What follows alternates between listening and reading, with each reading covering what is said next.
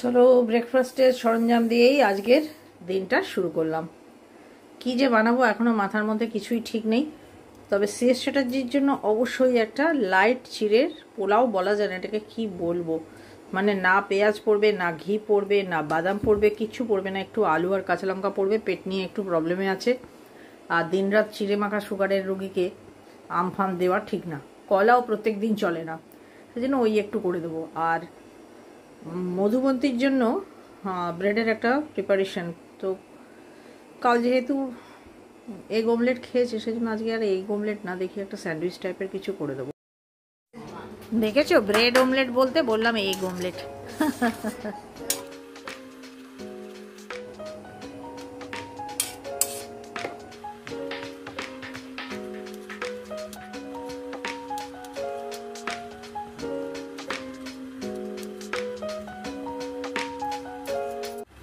তো friends, last যে ব্লগটা আমি ছেড়েছিলাম তাতে মধ্যবিত্ত আমাদের মতন হাউসওয়াইফদের নিয়ে যে কথাটি বলেছিলাম, বহুজন তোমরা এক বাক্যে আমার সঙ্গে একমত হয়েছ, আর সেটা জেনে আমার খুব ভালো লেগেছে। আর আরও অনেকে দু একটি আবদার করেছো। আবদারগুলো নেহাতি খুবই মানে কি বলবো, সরল এবং সুন্দর, কিন্তু আমি চট করে রাখতে পারছি না। তার কয়েকটা কারণ আছে। যেমন আমার ছবি দেখতে চেয়েছো, মেয়ে আমার ছবির অ্যালবাম নামিয়েও দিয়ে গেছে, সে আমার বসে সময় করে দেখানো হচ্ছে না। আরও একটা আবদার যেটা আমার প্রিয় ভিউয়ার্সরা রেখেছে, সেটা হচ্ছে গিয়ে আমাকে একটু গান শোনাতে। সত্যি কথা বলতে গেলে গান আমি খুব একটা ভালো পারি বলে মনে হয় না, বহুত খুঁত আছে। তো তোমরা যখন চেয়েছো, আমি অল্প করে একটু একটু করে গান আমি প্রত্যেক দিনই শোনাবো। এই মুহূর্তে আমি কি গাইবো মনে করতে গিয়ে আমার মনে পড়লো, কি গাবো আমি, কি শোনাবো আজ আনন্দ ধামে, পুরবাসী জনে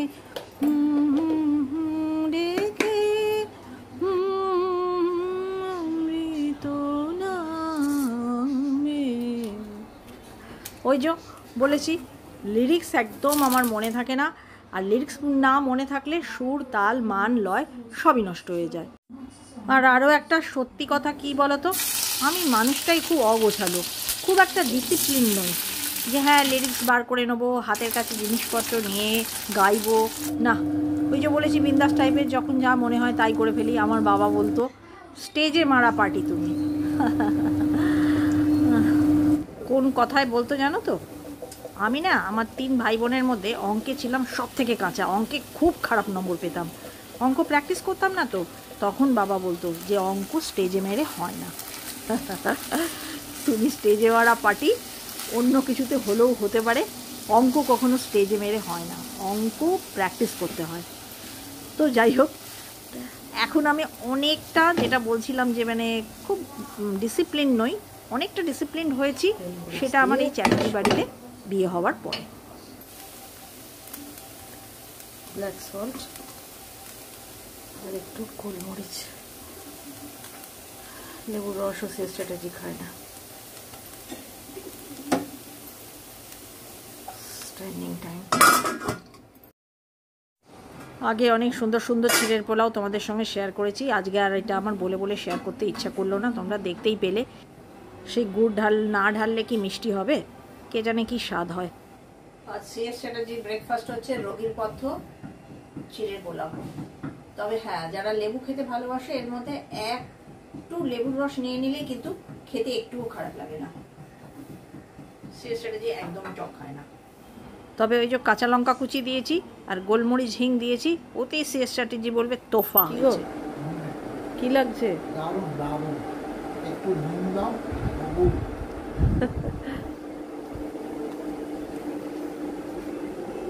এই নাও। তবু নাম লয়ে চন্দ্র তারা অসীম শূন্যে ধাইছে, রবি হতে গ্রহে ঝরেছে প্রেম, তে গ্রহে ছাইছে। ঠিক আছে, পারফেক্ট আছে, ঝাল সব। অসীম আকাশ নীল শতদল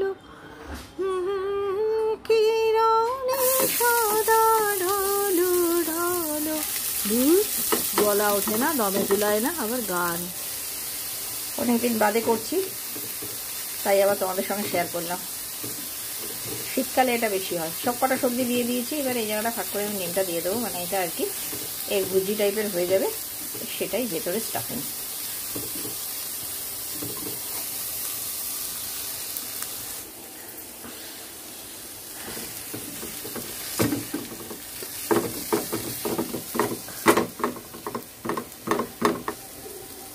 এবার দেবো একটু গোলমরিচ, হয়ে যাবে স্টাফিং।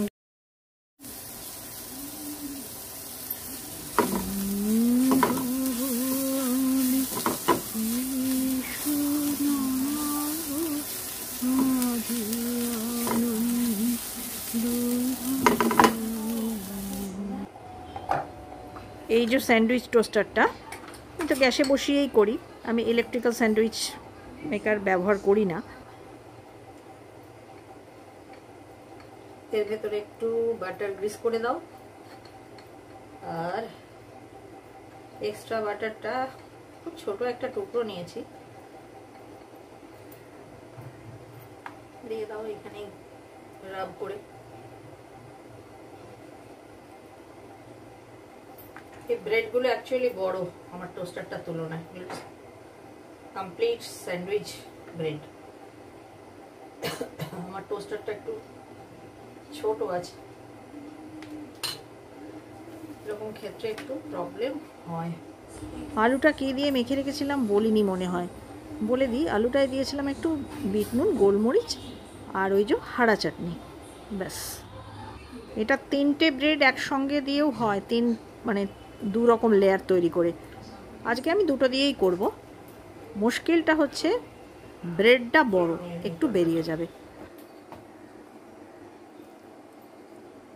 পরে সাইজটা ছোট ছোট ছোট সাইজের ব্রেড ইউজ করলে খুব সুন্দর হয়। 3টে ব্রেড পরপর চাপাই, মাঝে মাঝে স্টাফিং করে, সেটা খুব ভালো হয়।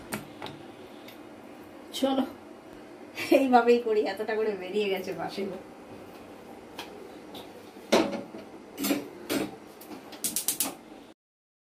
ব্রেডটা তাড়াতাড়ি পুড়ে যাবে, একটু আগুনের থেকে বাইরে করে ধরি। হ্যাঁ, উৎপটাম গরম পড়েছে।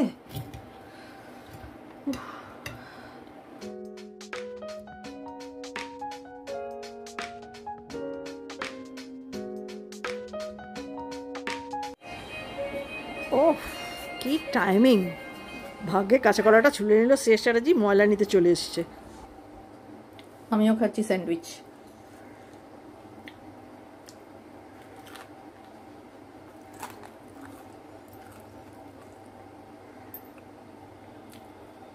খুব ক্রিপসি, খুব সুন্দর হয়েছে খেতে, খুব ভালো হয়ও, সবাইরই ভালো হয়। আমার আকাঙ্ক্ষিত পানিওটি হচ্ছে, শেষ চ্যাটার্জি বানাচ্ছে, না বানালে তার তো ছাড় নেই।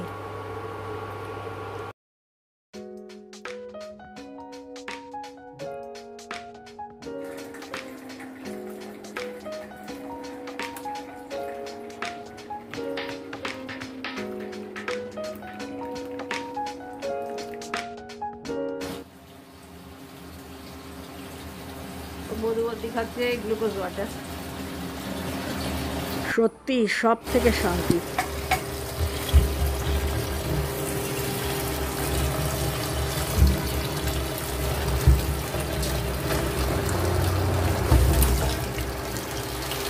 হিম বেগুনের বেগুন, পোস্তর ঝিঙে আর ভাতে ভর্তা, মাছের ঝোল খাওয়ার। আমার বাপির কথা বলি একটু। আমার বাপি একই ছেলে, আমার ঠাকুমা যখন বিয়ে হয়েছিল তখন তার বয়স 11, আর দাদু তার থেকে আমার দাদু সে বছর ম্যাট্রিক দিয়েছিল। আচ্ছা, মানে 15-16 বছর বয়স, 16 এরকম। দাদুর বাবা মারা যাওয়ার পরে তার মা, মানে বড় ছেলে আমার ঠাকুরদা, তাই জন্য তাড়াতাড়ি বিয়ে দিয়ে দেয়। মানে ছেলে হিসাবে তার বিয়েটা একটু তাড়াতাড়ি হয়েছিল, আর মেয়ে হিসাবে ঠাকুমার বিয়েটা হয়েছিল একটু দেরিতে। ঠাকুমারা বাপের বাড়ি ছিল ভবানীপুর, এবং খুব মানে তার বাবা রেলে চাকরি করতো। মানে বাড়িতে অনেক বিপ্লবীরা আসতো, আশুতোষবাবু আসতেন, এসব। আমার ঠাকুমা বেশ শিক্ষিতও ছিল বলা যায়, ভীষণ বই পড়তেন আর গান গেয়ে গেয়ে সব কিছু কাজকর্ম করতেন। কষ্টটা কি যেন, খুব অল্প বয়সে, মানে বাপির পরে আমার একটা পিসিও ছিল, মানে বাপির পরে বাপির এক বোন ছিল, 5 বছর বয়সে কলেরা হয়ে মারা যায়। ঠাকুমার কাছে এই গল্পগুলো শুনেছি, এবং তারপর থেকেই আমার দাদু মানে মানসিক ভারসাম্য হারিয়েছিলেন। মানে ঠাকুমার জীবনটা কল্পনা করো, ওই হাজব্যান্ড নিয়ে সংসার সামলে বাপের বাড়িতেই ম্যাক্সিমাম মানে মানুষ করেছে, মানে আমার বাপিকে তার বাপের বাড়িতে থেকেই মানুষ করেছে। যাই হোক, সেই স্বামীটিকে সামলে নিয়ে, মানে একা হাতে তার শ্বশুরের ভিটে সামলে জীবন চালাচ্ছে, খুব কষ্টের জীবন। আর আমার ঠাকুমা এত শিক্ষিত মনস্ক ছিলেন, সেই সময় কোনো জাতপাত মানতেন না। বাড়িতে 2-3 জন জাতে বাগদি অল্প বয়সী মেয়েদের রেখে আচার, বড়ি, উলকাটা বোনা, ক্রুশ শেখানো, সব কিছু উনি করতেন। তারা আমার ঠাকুমাকে ঘরোয়া কাজে হেল্পও করতো। আর আমার মায়ের কাছে শুনেছি, জানো তো, সেই কেক ওভেনও ছিল না, প্রেশার কুকারও ছিল না, কীভাবে যেন টিফিন কৌটোয় কিসের আগুনে কেকও বানাতেন। সেই কেক বানিয়ে আমার মাকে খাইয়েছিল।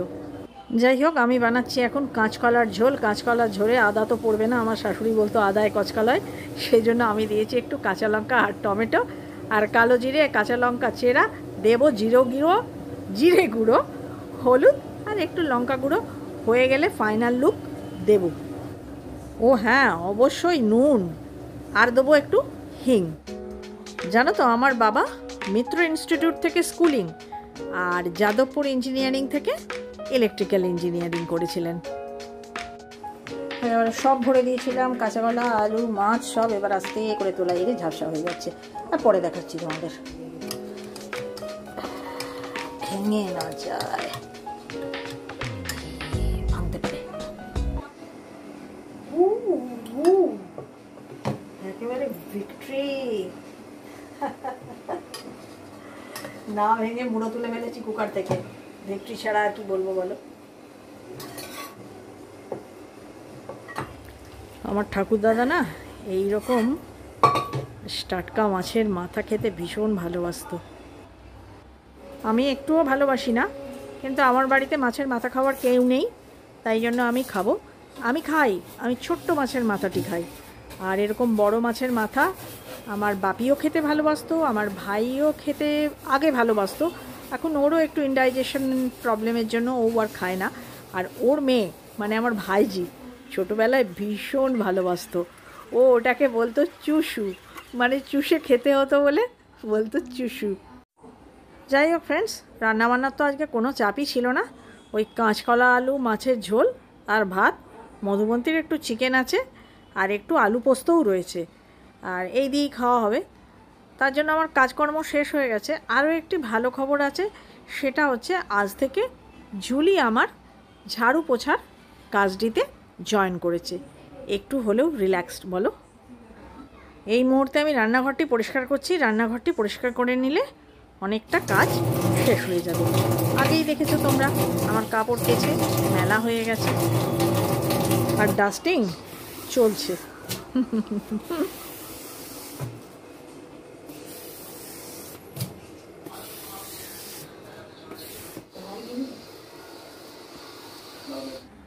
আজ আবার অনেক দিন বাদে জাস্ট একটা গোটা দিনের ভিডিওই তোমাদের সঙ্গে শেয়ার করতে চলেছি।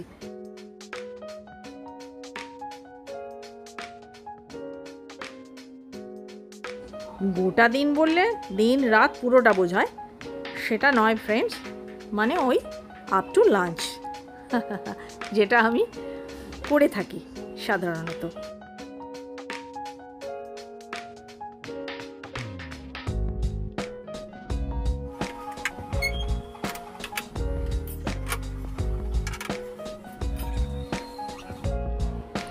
ডান ডান ডানা ডান ডান। চলো একেবারে আস্তে করে ক্যামেরাটা এদিক থেকে ওদিক ঘুরিয়ে তোমাদের আমি দেখিয়ে দিচ্ছি যে কেমন নিখুঁতভাবে আমি পরিষ্কার করে নিয়েছি। নিখুঁত নয়, বেশ খুঁত আছে। ভালো করে দেখলেই নিজের চোখেই ধরা পড়বে, তোমাদের চোখে তো আরোই পড়বে।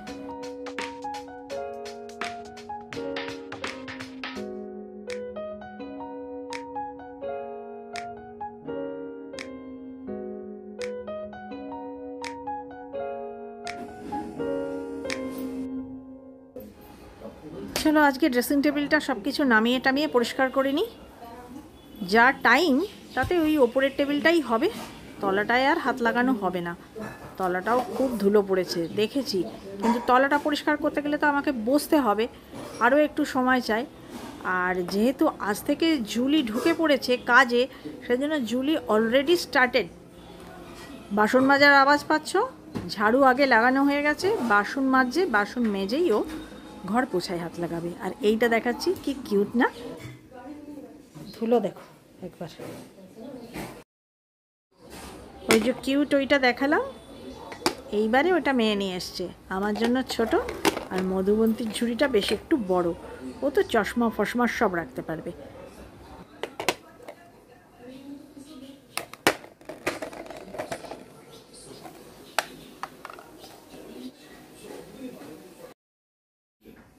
এবারে এই পোর্শনটা এটা দিয়ে হবে না, পাতলা কাপড় চাই। এই জায়গাটা সবটা হয়ে গেছে, শুধু ওই লিপস্টিক হোল্ডারের ওই পোর্শনটাই যা বাকি আছে। চলো তাড়াতাড়ি করতে হবে। মধুবন্তীর তো অনেক আগেই চান হয়ে গেছে, শেষ চ্যাটার্জিরও চান হয়ে গেছে, দেখো চুল আঁচড়াচ্ছে চান করে, মানে আর বেশি দেরি করা চলবে না। দেখতে পাচ্ছি ধুলো, কে জানে ফোকাস হচ্ছে কিনা, ধুলো আছে যথেষ্ট, মেয়ে ধুলো আছে। তো এইগুলো এই কাপড় দিয়ে খুব ভালো হয়, আঙুলের মধ্যে পেঁচিয়ে পুরো আঙুল ঢুকে যায়। আগেও আমি অনেকবার শেয়ার করেছি, কিন্তু যারা নতুন তারা তো জানো না যে অ্যাক্রিলিক বাক্সগুলো আমি কেমন করে পরিষ্কার করি। এইভাবে, এগুলো কিন্তু অনেক পুরোনো, ভেবে না নতুন।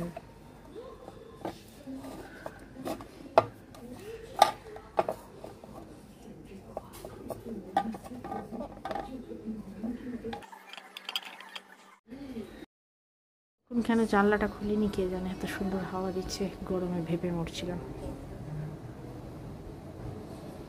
আসলে পাখির ডাক নেই তো, এখন খাঁ খাঁ করে কাক ডাকছে।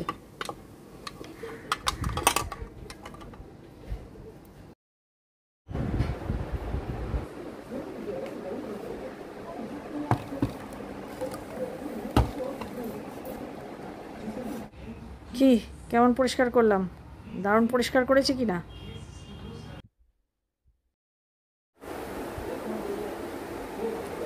ধুলো পড়েছে,